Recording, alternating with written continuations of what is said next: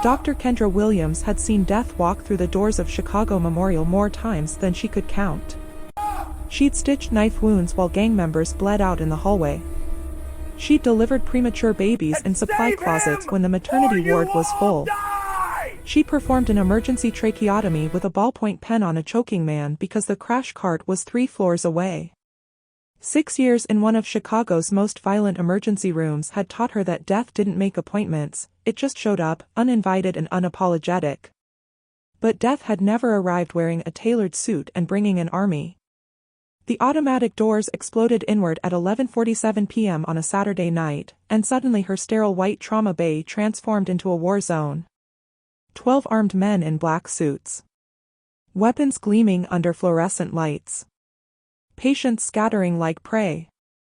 And in the center of it all, a man who looked like violence personified, a 6'3" tattooed menace carrying his bloodied father on a stretcher. His voice cut through the chaos like a blade, "Save him, or you all die." Most people would have frozen. Most people would have trembled. Most people weren't Kendra Williams, daughter of Englewood, survivor of things that made Mafia threats look like bedtime stories. She looked at the dying man, looked at the armed gangster threatening her entire hospital, and did something no one expected. She laughed. If you've been hooked up to this moment, please, I would need your help as I have a goal of reaching 1,000 subscribers within a few days. Consider subscribing and let us know where you are watching from. Your support helps us breathe life into stories that were never meant to stay silent. Thank you for being part of this journey. Now, let's dive back into the story. The fluorescent lights of Chicago Memorial's trauma bay hummed their usual monotone song, the same sterile melody Kendra had heard for the past 6 years. She'd just finished suturing a teenager's laceration, another Saturday night casualty from the South Side, when the automatic doors exploded inward with a violence that made everyone freeze. They came like a plague of locusts. 12 men in black suits, moving with military precision, weapons visible beneath tailored jackets. The waiting room emptied faster than water through a broken dam. Patients grabbed loved ones and scattered. A security guard reached for his radio, then thought better of it when 3 gun barrels swung in his direction. Kendra stood her ground in the center of the trauma bay, latex gloves still on, her dark skin gleaming under the harsh lights. She'd grown up in Englewood, where gunshots were the neighborhood's alarm clock. Her mother had raised 3 kids alone after Kendra's father was killed in a convenience store robbery. She'd learned early that fear was a luxury she couldn't afford. The men parted like the Red Sea, and he walked through. Dimitri Volkov didn't just enter a room, he conquered it. 6'3" controlled menace, wrapped in a black coat that probably cost more than her car. His sleeves were rolled up, revealing tattoos that crawled up both arms like ancient scripture written in violence and pain. Dark hair slicked back, jaw sharp enough to cut glass, eyes like frozen Siberian tundra. Behind him, 4 men carried a stretcher bearing an elderly man, unconscious and bleeding through makeshift bandages. The metallic smell of blood cut through the antiseptic air. Dimitri stopped 5 feet from Kendra, his accent thick with Eastern European authority. "Save him, or you all die." The trauma bay went silent. Behind Kendra, Nurse Rodriguez dropped a tray of instruments. The attending physician, Dr. Patterson, a man who'd served 2 tours in Afghanistan, actually took a step backward. Someone's breath came in short, panicked gasps. Kendra, however, didn't move. She looked at the dying man on the stretcher, then back at Dimitri, and did something that surprised everyone in the room, including herself. She laughed. Not hysterically. Not nervously. But with genuine, incredulous amusement that echoed off the white walls like a slap. "Did you just threaten to kill everyone in this hospital?" she asked, her voice steady and clear. "Do you have any idea how many people die here every week without dramatic threats? Death is literally our background music." Dimitri's men shifted, hands moving toward weapons. But Dimitri himself went very still, studying her with those cold eyes. "You find this amusing?" he asked, his voice dangerously soft. "I find it ridiculous," Kendra corrected, snapping off her gloves and tossing them into a biohazard bin. You storm in here like you're filming an action movie, wave guns around, and expect what? That we're going to be so terrified we suddenly become better doctors? That's not how medicine works, sweetheart. I am not your. Here's what's actually going to happen, Kendra interrupted, stepping closer to him despite the armed men flanking him. You and your entire entourage are going to get out of my trauma bay. All of you. Except you, she pointed at Dimitri. You can stay if you keep your mouth shut, your hands to yourself, and your threats to a minimum. Because that man on the stretcher? He's dying. And every second you waste making speeches is a second closer to explaining to whatever god you pray to why you let him bleed out while playing tough guy. The room held its breath. Dimitri's jaw tightened. One of his men started to move forward, but Dimitri held up a hand, stopping him. Then, unexpectedly, Dimitri smiled. It wasn't warm or kind, it was the smile of a predator recognizing worthy prey. What is your name? He asked. Dr. Kendra Williams. And that man on the stretcher, who is he to you? My father. Alexei Volkov. Kendra looked at the old man, assessing the blood loss, the shallow breathing, the pallor of his skin. Gunshot wounds, probably 2, maybe 3. Significant internal bleeding. She'd seen worse, but not by much. How long ago was he shot? 40 minutes. Maybe 45. She nodded, already moving toward the stretcher, her mind shifting into the clinical focus that had carried her through medical school, through residency at one of Chicago's most violent hospitals, through countless nights when death seemed to win more than she did. Patterson, I need an or prepped now. Rodriguez, get me 4 units of O-negative and call anesthesia. Tell them we're going in fast. She turned back to Dimitri. Your men leave. Now. Or I walk away and let fate decide. They ensure you do your job. They ensure I'm distracted by armed thugs instead of focused on saving your father's life, Kendra shot back. Choose. Family or pride. For a long moment, Dimitri didn't move. Then he turned to his men and spoke in rapid Russian. They hesitated, clearly uncomfortable, but filed out one by one, leaving only Dimitri standing in the trauma bay. Thank you, Kendra said simply, then immediately focused on Alexei. Now let's see if we can keep you from becoming a murderer today. Would you trust a stranger with a gun to keep their word while you fought to save someone's life? Share your thoughts below. The operating room had never felt smaller. Kendra scrubbed her hands with methodical precision, watching through the observation window as her team prepped Alexei Volkov. Dimitri stood in the corner like a statue carved from rage and desperation, his tattooed arms crossed, his eyes never leaving his father's face. Dr. Williams, Patterson said quietly beside her, his hands shaking as he scrubbed. This is insane. We should call the police, evacuate. And let that man's father die while we wait for negotiations? Kendra kept her voice low. Patterson, I didn't go through 4 years of med school and 3 years of hell in this. To let someone die because I was scared. We're doctors. We save lives. That's it. Even when someone's threatening to kill us? Especially then. She rinsed her hands, grabbed a towel. Because if we save him, we live. If we don't. She shrugged. Well, at least we tried. She pushed through the hors d'oeuvres, and the familiar ritual steadied her nerves. Gloves on. Gown tied. The hiss of the ventilator, the beep of monitors, the metallic smell of blood mixing with antiseptic. This was her domain. Here, she was in control. Alexei Volkov lay on the table, unconscious, his skin gray. 2 gunshot wounds, one to the upper thigh, one to the chest.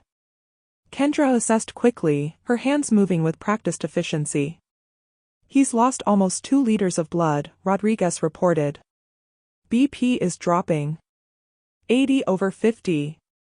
Get another unit ready. Patterson, you're assisting. Rodriguez, I need you on vitals every 30 seconds. Kendra picked up the scalpel, feeling its weight. Let's find out what we're dealing with. She made the first incision, and immediately blood welled up. The femoral artery, nicked, not severed, thank God. Reparable. She worked quickly, clamping, suturing, her hands steady despite the man watching from the corner. Heart rates dropping, Rodriguez called out. 90, 85. He's bleeding internally from the chest wound, Kendra said, already moving. Probable hemothorax. I need to drain it. She inserted the chest tube, and dark blood flooded out. Too much blood. The bullet must have hit something vital, a vessel, maybe part of the lung. 70 beats per minute, Rodriguez's voice was tight with stress. 65.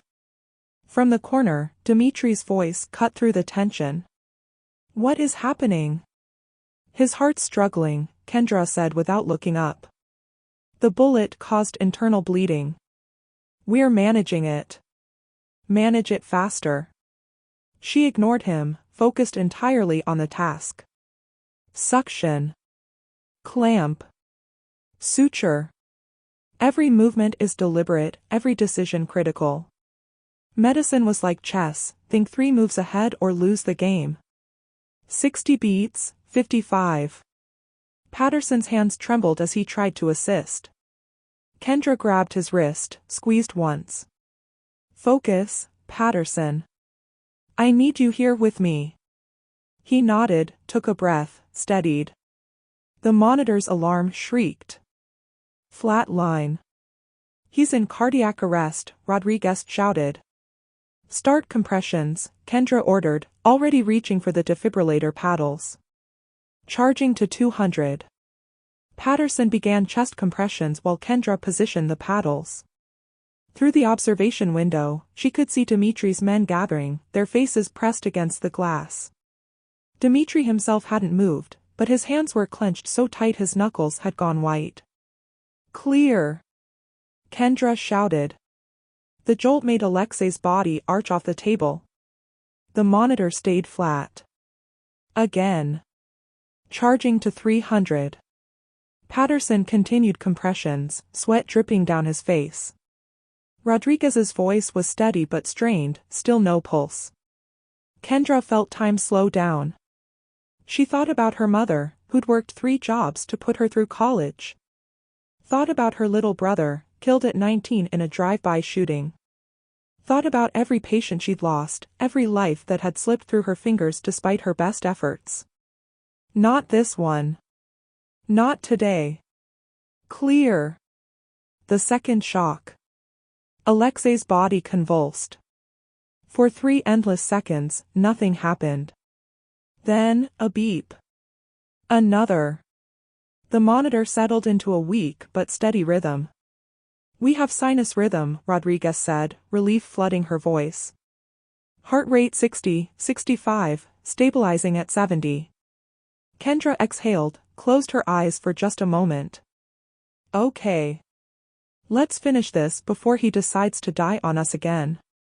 She glanced at Dimitri. His face was unreadable, but something in his eyes had changed. Recognition, maybe. Or respect. She didn't have time to figure out which. For hours later, Kendra emerged from the OR feeling like she'd been hit by a truck. Her scrubs were soaked with sweat and spotted with blood. Her hands ached. Her eyes burned from the overhead surgical lights. But Alexei Volkov was alive, stable, and breathing on his own. She found Dimitri exactly where she'd left him, standing in the hallway outside the recovery room like the sentinel, his men flanking him at a respectful distance. The hospital's night shift staff gave them a wide berth, scurrying past with their heads down. He's alive, Kendra said without preamble, too tired for games. The next 48 hours are critical, but if there's no infection, no complications, he should recover. Dimitri's shoulders dropped almost imperceptibly, the only sign of relief he'd allow himself. I want to see him. He's sedated. Won't wake up until morning at the earliest. I want to see him, Dimitri repeated, and this time it wasn't a request. Kendra sighed, too exhausted to argue. 5 minutes. Don't touch anything. Don't unplug anything. And if you make his blood pressure spike, I will personally throw you out of this hospital. She led him into the recovery room, where Alexei lay surrounded by monitors and 4 lines. The old man looked smaller somehow, diminished by unconsciousness and vulnerability. Dimitri stood at the bedside, staring down at his father with an expression Kendra couldn't quite read. He looks fragile, Dimitri said quietly. He's 73 years old with 2 bullet wounds and significant blood loss. Fragile is generous. Kendra checked the monitors, adjusted in 4 drip. Who shot him? Business disagreement. That's a hell of a disagreement. It is a hell of a business. Dimitri reached out, then stopped himself, his hand hovering over his father's. Will he be the same? When will he wakes? The question surprised her with its vulnerability. Physically? Probably. He'll need physical therapy, pain management. Cognitively? She shrugged. He lost a lot of blood. The brain doesn't love that. But he's strong. I'd bet on him making a full recovery. You do not gamble on human lives. I do it every day, Kendra corrected. That's what medicine is. Educated gambling. We do everything right and still sometimes lose. We do everything wrong and sometimes people live anyway. Tonight? We did everything right, and he's still here. That's a win. Dimitri finally looked at her, really looked at her, and Kendra felt the weight of that gaze. You were not afraid. I was terrified, she said honestly. But fear doesn't stop bleeding. Fear doesn't repair arteries. So I put it in a box and did my job. Where did you learn such control? My neighborhood. My life. She met his eyes. I watched my brother die in an not unlike this one. Gunshot wound to the chest. The doctors tried, but they were understaffed, overwhelmed. He was 19. So I decided that if people were going to die in hospitals, it wouldn't be because I wasn't good enough or I wasn't brave enough. Something shifted in Dimitri's expression. Your brother, what was his name? Isaiah. Isaiah Williams. She smiled sadly. He wanted to be a teacher. English literature. Can you imagine? A black kid from Englewood dreaming about teaching Shakespeare. Did they catch who killed him? Does it matter? He's still dead. Justice doesn't resurrect the dead, Mr. Volkov. It just makes the living feel slightly better about the injustice. Dimitri was quiet for a long moment, watching his father's chest rise and fall. My mother died in a hospital, he said finally. In Moscow. We had no money. The doctors, they made her wait. 6 hours later she waited, bleeding internally from a car accident. By the time they took her to surgery, it was too late.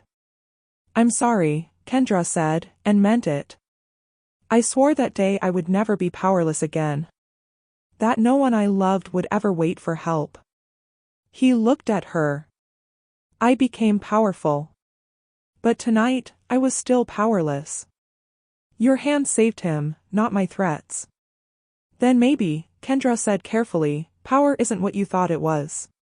The monitors beeped their steady rhythm. Outside, dawn was beginning to break over Chicago, painting the sky in shades of orange and pink. You should go home, Dimitri said. Rest. I will stay with him. Mr. Volkov. Dimitri. Dimitri, she corrected, you need rest too. Your men can watch him. I promise we'll call if anything changes. I do not leave my family, he said simply. Not until I know they are safe. Kendra understood that. Family was everything when you had nothing else. Then I'll have someone bring you coffee, she said. Real coffee, not the hospital garbage. You've earned that much. For the first time since storming into her. Dimitri smiled. Small, tired, but genuine. Thank you, Dr. Williams. Kendra, she said. If we're using first names. Kendra. He tested it, his accent making it sound exotic. You are extraordinary. She laughed, exhausted and punchy.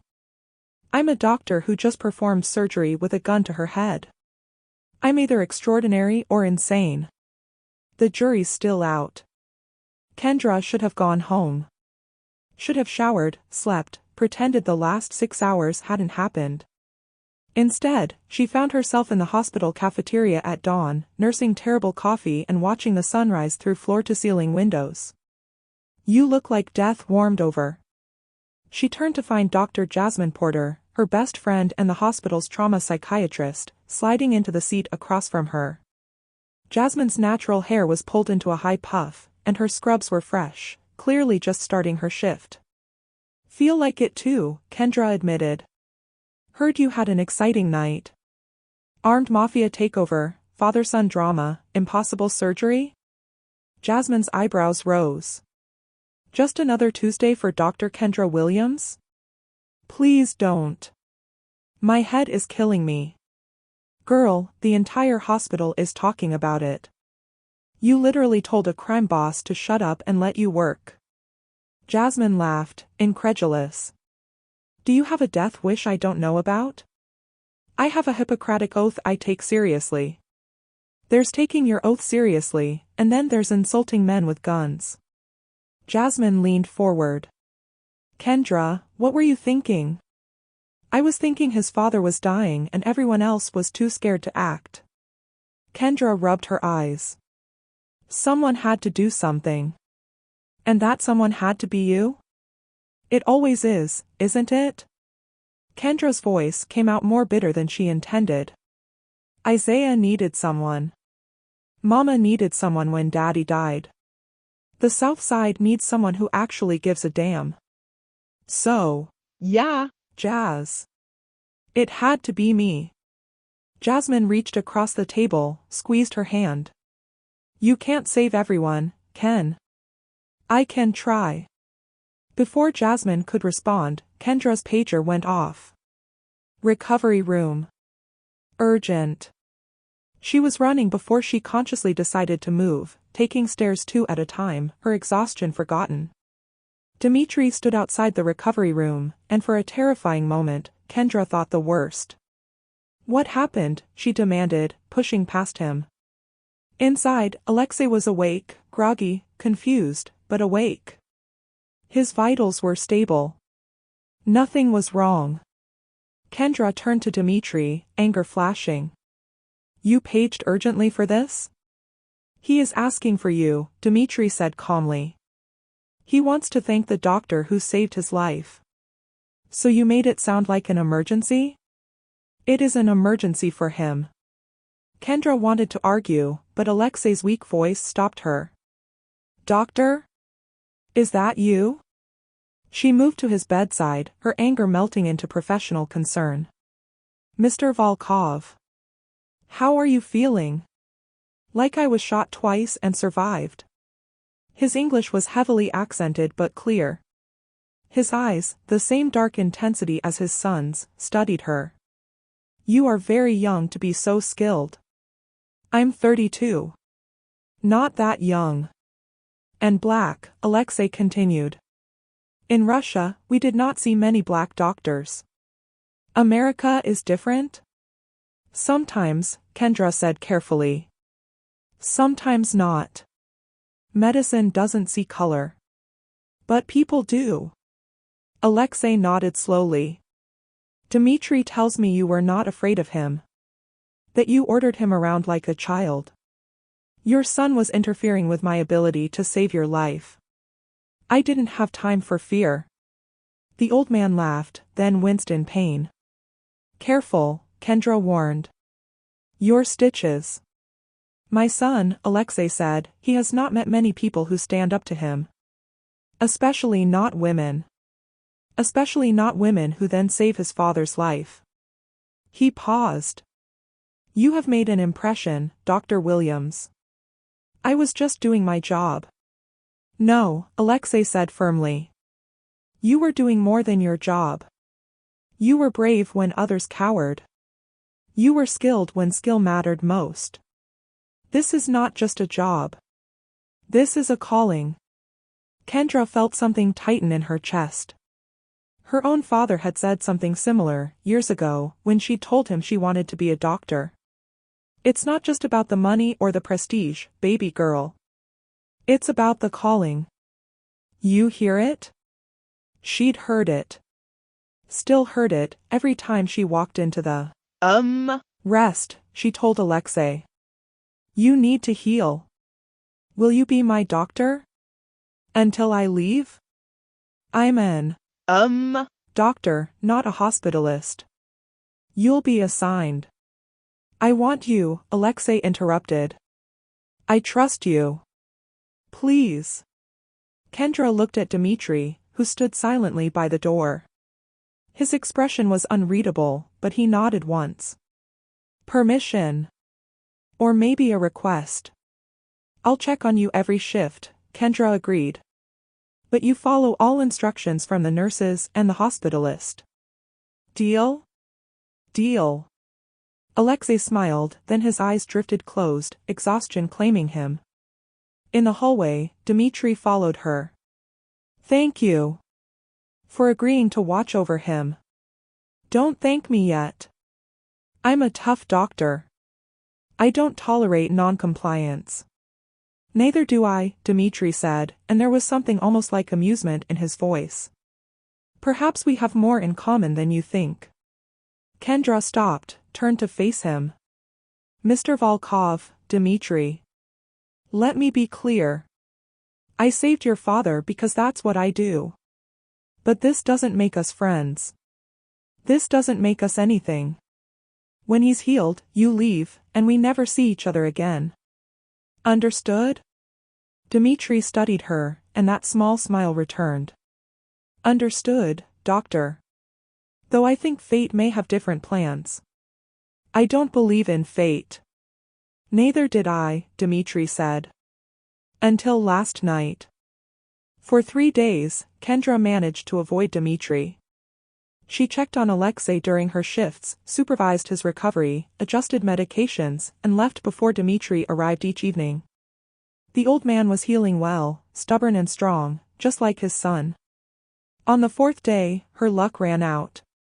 She walked into Alexei's room to find Dimitri already there, sitting in the chair beside the bed, reading a Russian newspaper. He looked different in daylight, less terrifying, more human. He ditched the dramatic coat for a simple black sweater and jeans, though his tattoos still crawled up his neck like promises of violence. Dr. Williams, he said without looking up. You are early today. Schedule change. She moved to check Alexei's vitals, hyper-aware of Dimitri's presence. How's he doing? Complaining about the food. Demanding vodka. Generally being difficult. Dimitri finally looked at her, and there was warmth in his expression. He is recovering well, I think. Complaining is a good sign. Means he's feeling better. Kendra checked the surgical sites, healing cleanly, no signs of infection. You're keeping the wound sites clean like I showed you? Every day. Exactly as instructed. Good. She made notes in Alexei's chart. He should be able to move to a regular room tomorrow. Then home in another week if everything stays stable. And after that? You will still check on him? Kendra looked up sharply. After he's discharged, he'll need a primary care physician and a follow-up surgeon. I can give you referrals. I want you. I'm an doctor, Dimitri. I don't do house calls. Then I will bring him here. Weekly. Monthly. Whatever is needed. Dimitri stood, and suddenly the room felt smaller. My father trusts you. In our world, trust is more valuable than gold. In my world, appropriate medical care is what matters. And I'm not the appropriate care for long-term follow-up. Why do you resist this? Dimitri asked, moving closer. You saved his life. He wants to thank you, to ensure you are the one who monitors his recovery. Why is this so difficult? Because I know who you are, Kendra said bluntly. I know what you do. And I don't want any part of it.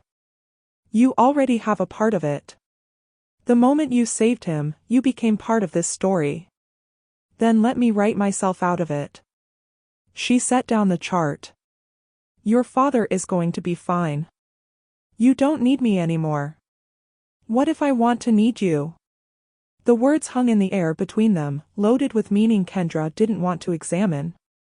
She could feel her heart rate picking up, could feel the warmth creeping up her neck. Don't, she said quietly. Don't do that. Do what? Whatever this is. I'm not interested in dangerous men with dangerous lives. I've seen what that does to people. My father was killed in a robbery. My brother was shot over territory he didn't even claim. I've spent my whole life cleaning up the mess that men like you create.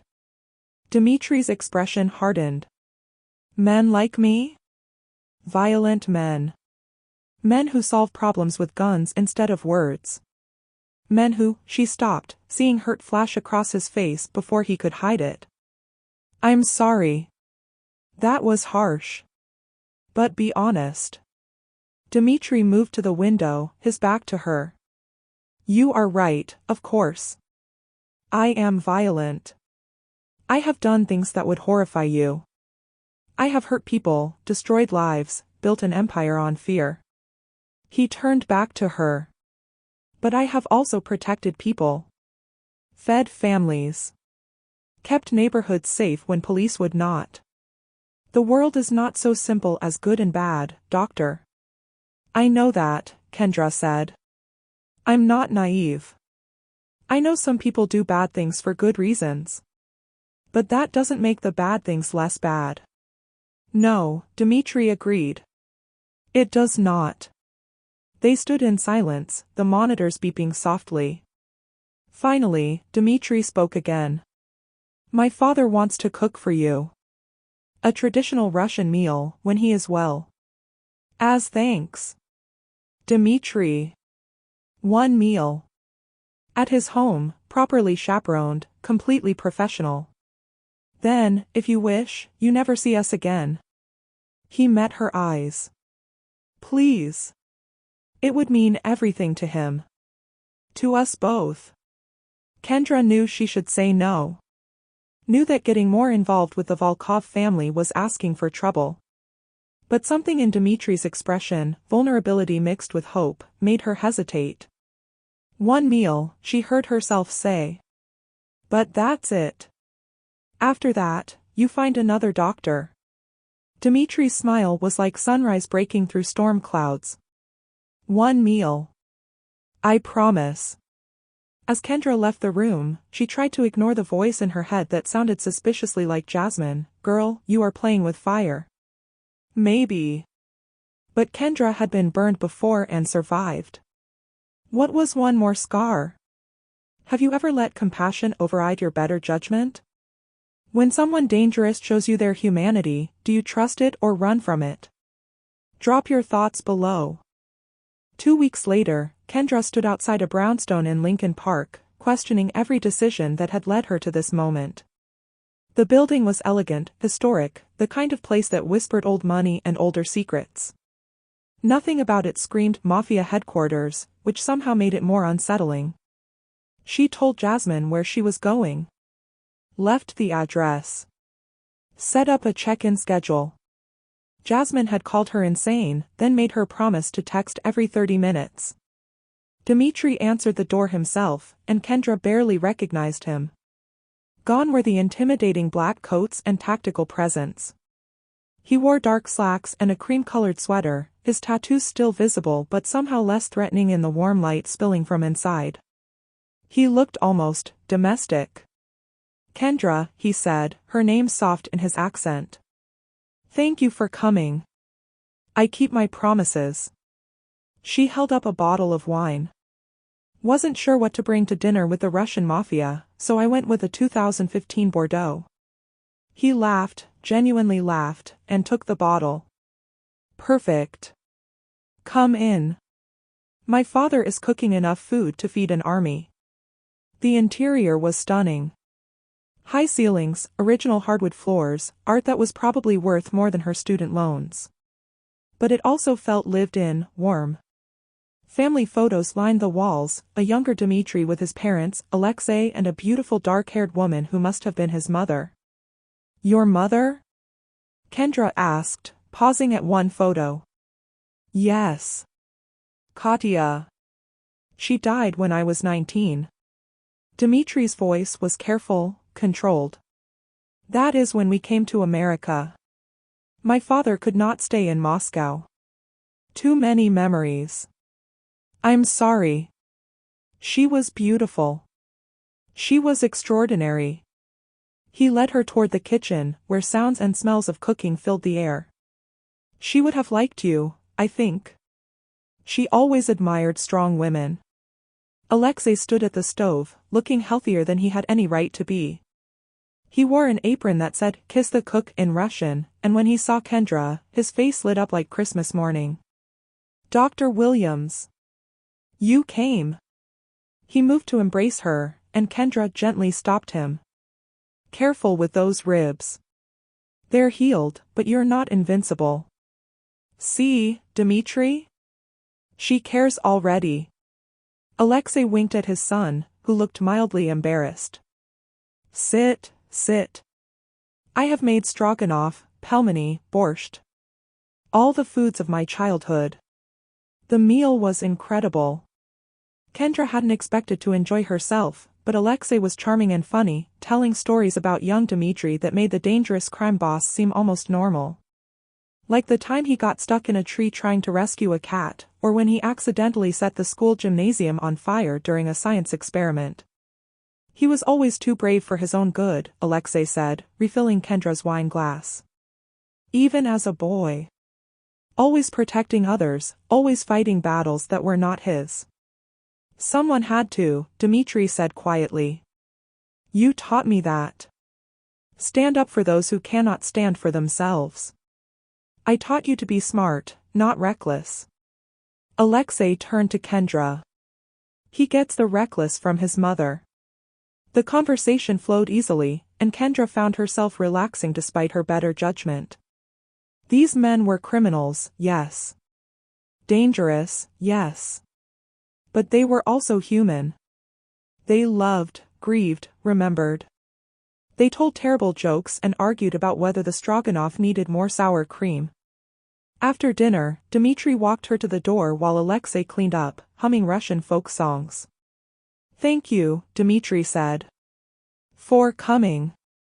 For making him happy. He's a good man, Kendra said. Stubborn, but good. Like his doctor. She smiled despite herself. I'm not stubborn. I'm persistent. There's a difference. Is there? Dimitri moved closer, and Kendra's breath caught. Kendra, I know you do not want to be involved with someone like me. I understand. But I need you to know, what I feel when I look at you, it is not because you saved my father. It is because of who you are. Your courage. Your compassion. The way you see people, not their circumstances. Dimitri. I am not asking for anything, he continued. I am simply telling you the truth. You have awakened something in me I thought died with my mother. Hope, maybe.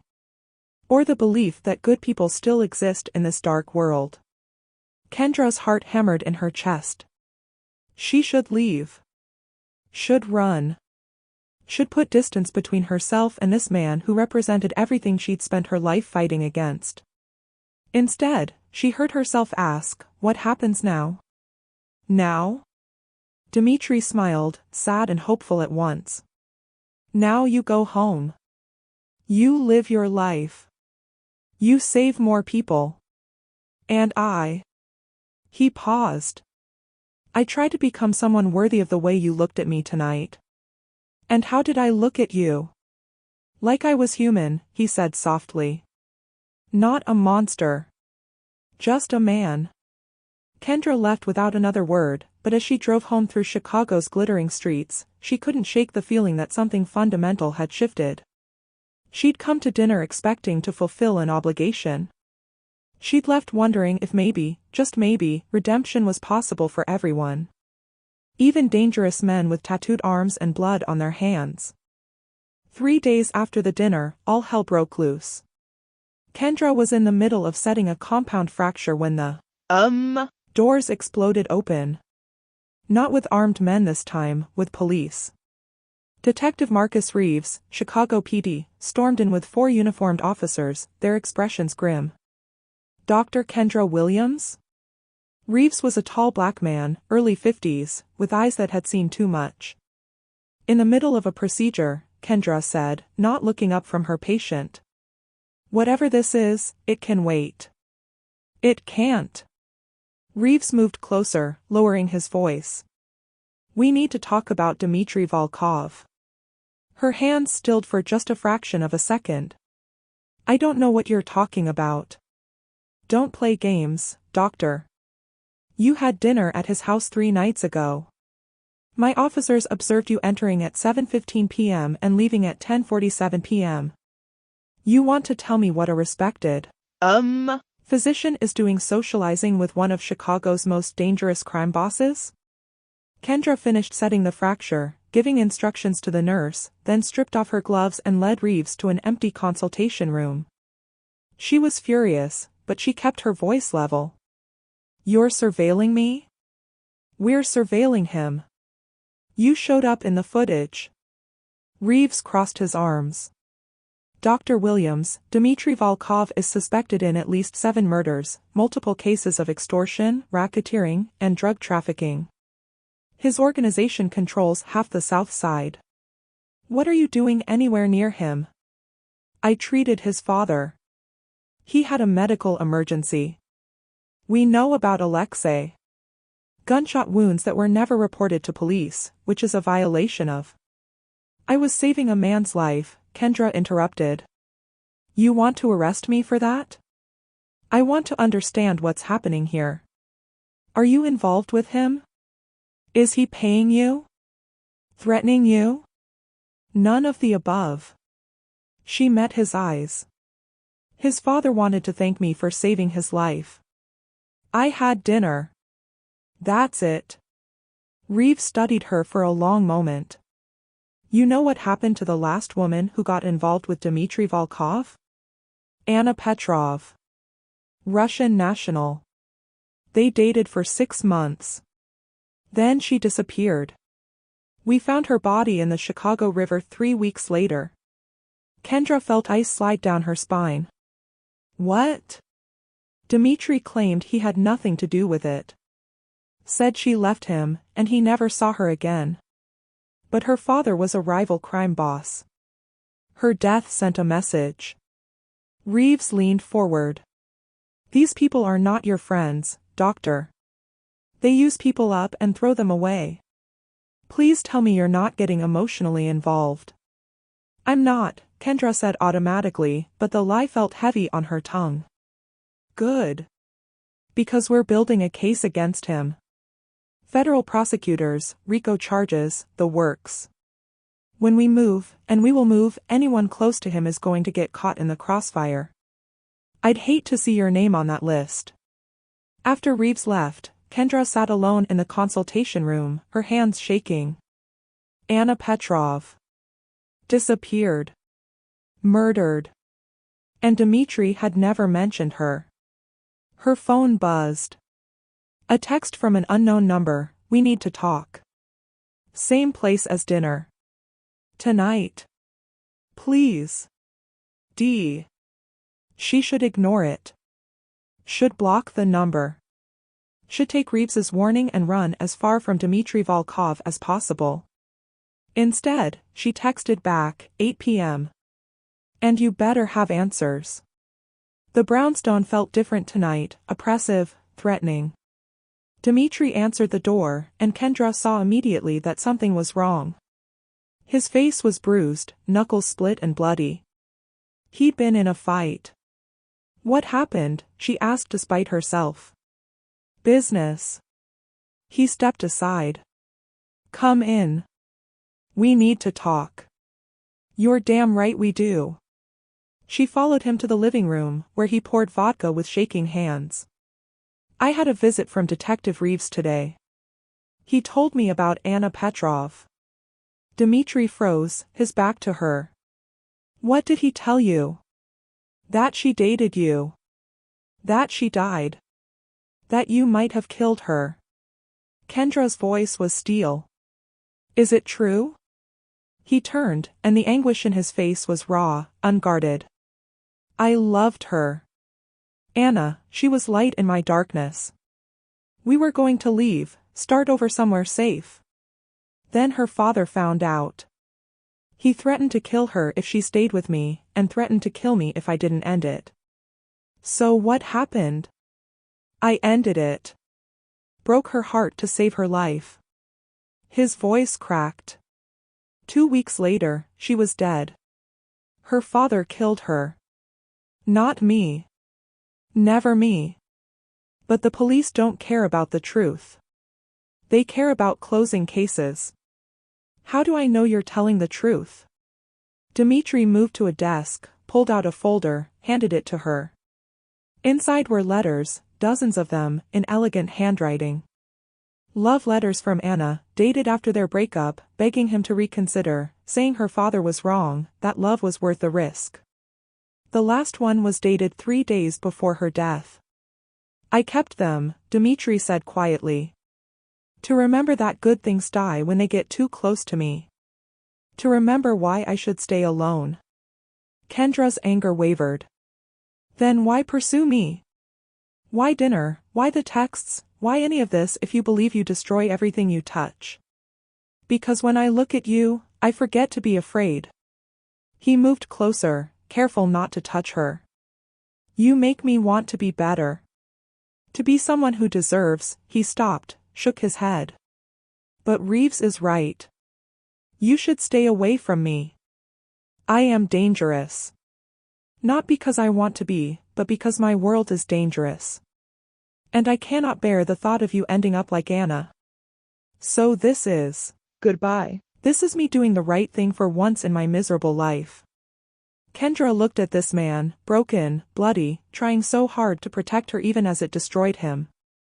She thought about Anna's letters, about love cut short by violence and fear. She thought about her brother, about her father, about every person she'd lost to the streets. Then she thought about Dimitri reading to his father in Russian, making her laugh over Stroganoff, looking at her like she was salvation itself. No, she said. No? I'm not running. I'm not Anna. I'm Kendra Williams from Englewood, and I don't scare that easily. She stepped closer. But if we do this, if we try this, you have to promise me the truth. Always. No more secrets. No more protecting me by pushing me away. Kendra. Promise me, Dimitri. He stared at her, hope and fear warring in his eyes. Then, slowly, he nodded. I promise. For 2 months, Kendra lived in 2 worlds. By day, she was Dr. Williams, saving lives, running codes, mentoring residents.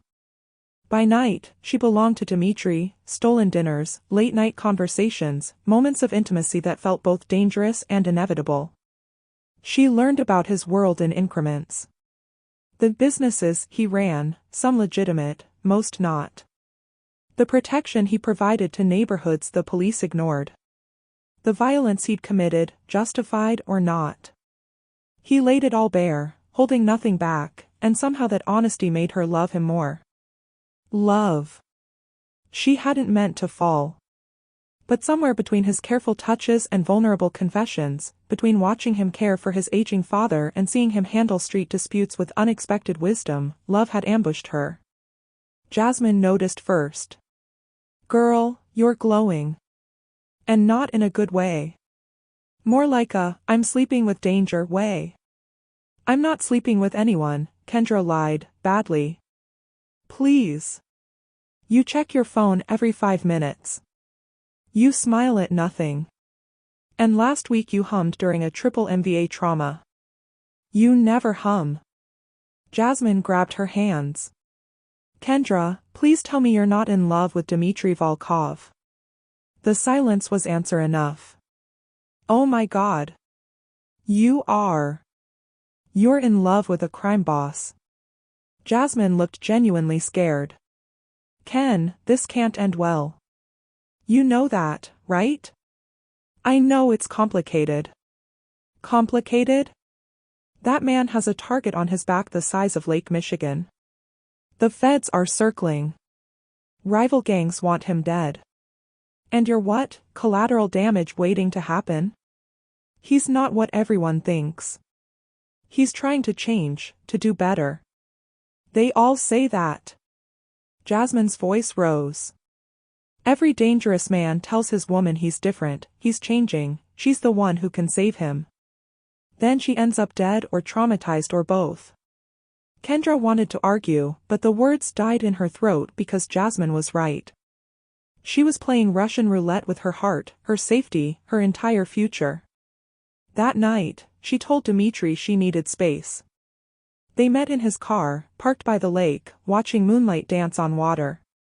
Space, he repeated, his jaw tight. This is because of your friend.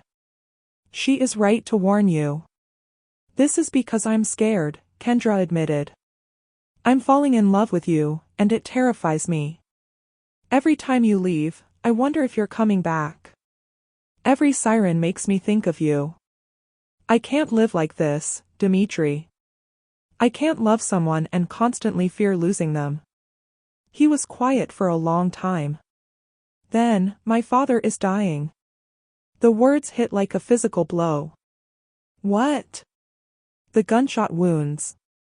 Not the wounds. Cancer. Stage 4 pancreatic. The doctors in Russia told him 6 months.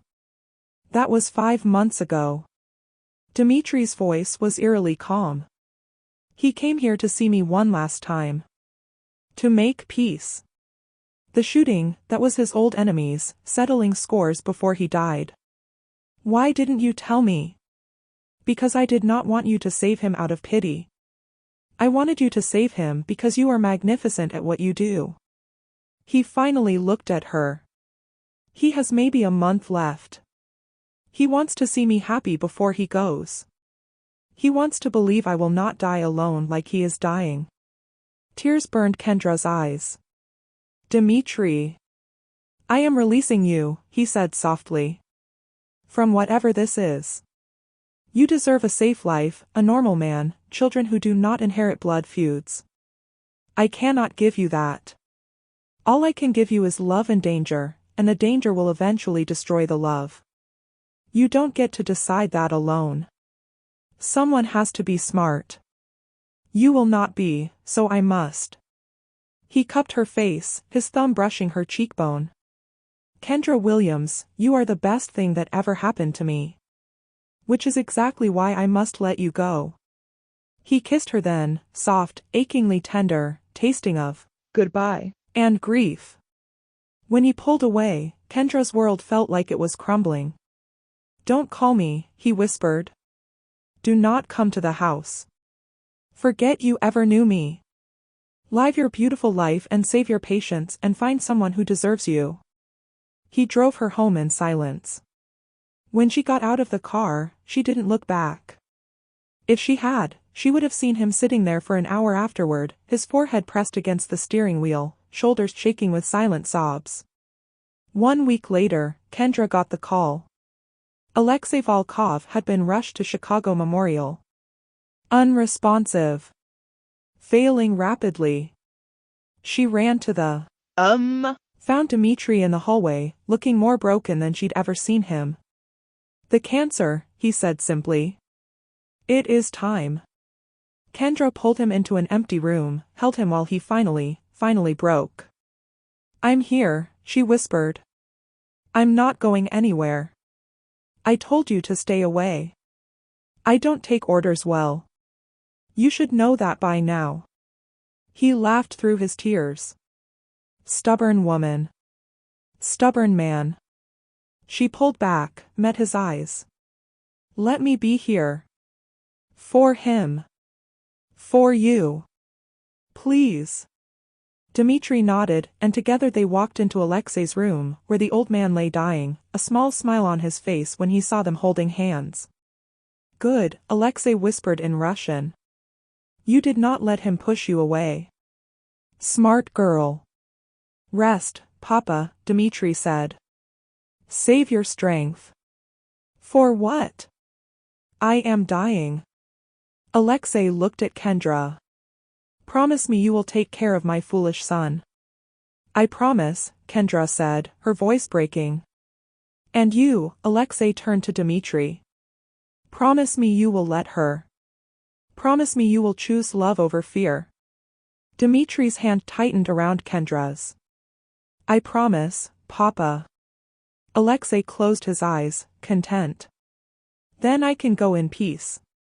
He died 20 minutes later, with his son on one side and the woman his son loved on the other, surrounded by the family he'd chosen in his final days.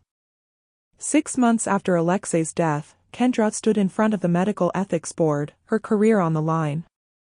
Detective Reeves had made good on his threat. Federal prosecutors had arrested Dimitri, charging him with racketeering, conspiracy, and a dozen other crimes. And because Kendra had treated Alexei without reporting the gunshot wounds, because she'd gotten involved with Dimitri, she was now facing license suspension and possible criminal charges as an accessory. The hearing room was cold, sterile. Board members sat like judges, their faces impassive. Reeves testified about her relationship with a known criminal. Hospital administrators spoke about protocol violations. Her lawyer argued compassionate care versus legal obligation. Then Jasmine took the stand. Dr. Williams is the finest physician I've ever known, she said firmly. She saved a man's life under impossible circumstances. She showed courage when others showed cowardice. If we punish doctors for saving lives, what have we become? Character witnesses followed, patients she'd saved, residents she'd mentored, nurses who'd watched her work miracles. One by one, they painted a picture of a doctor who put lives above everything else. When it was Kendra's turn, she spoke from the heart. I don't regret saving Alexei Volkov. I don't regret treating him with dignity and compassion. That's what I swore to do when I became a doctor. She paused. Did I fall in love with his son? Yes. Did that complicate everything? Absolutely. But loving someone doesn't make me a criminal. It makes me human. The board deliberated for 3 hours. When they returned, their verdict was measured: 6 months probation, mandatory ethics training, but no suspension. She could keep practicing. Kendra walked out of that hearing room and straight to the courthouse where Dimitri's trial was entering its final week. She found him in a holding room, wearing an orange jumpsuit that made him look younger, more vulnerable. When he saw her, his face transformed. You should not be here, he said, but there was no conviction in it. I'm exactly where I should be. She sat across from him, the table between them a gulf she wanted to cross. The board gave me probation. I can still practice. Relief flooded his features. Thank God. I was so afraid. Your turn now. Let me testify. No. His voice was sharp. I will not let you destroy yourself for me. I'm not destroying myself. I'm telling the truth. You're not the monster they're painting. You've done bad things, yes. But you've also protected people, fed families, kept neighborhoods safe. Let me tell them that. It won't matter. They want someone to blame for Chicago's problems. I am convenient. Then fight. Don't just accept this. Kendra reached across the table, took his hands. Your father died believing you'd choose love over fear. Prove him right. Something shifted in Dimitri's eyes. That night, he finally let Kendra testify. She told the jury about the hospital, about his devotion to his father, about the man behind the reputation. She spoke about redemption, about second chances, about how people were more than their worst moments. The prosecution tried to discredit her. Called her biased, blinded by love. But 12 jurors saw what she saw, a complicated man trying to be better. The verdict came down, guilty on some charges, acquitted on others. Instead of life in prison, Dimitri got 8 years with the possibility of parole in 4. It wasn't freedom. But it was hope. For years later, Kendra waited outside Stateville prison, her heart pounding. She'd visited Dimitri every week, watched him take college courses, work toward his degree, become the man his father always believed he could be. Today, he came home. When he walked through those gates, older but lighter somehow, his eyes found hers immediately. She ran to him, and he caught her, lifting her off the ground. For years, he whispered into her hair. For years I dreamed of this moment. For years I waited. She pulled back, looked at him. Ready to start over? With you? Always. They bought a small house in Pilsen, nothing fancy, but theirs. Dimitri had a job lined up at a community center, working with at-risk youth.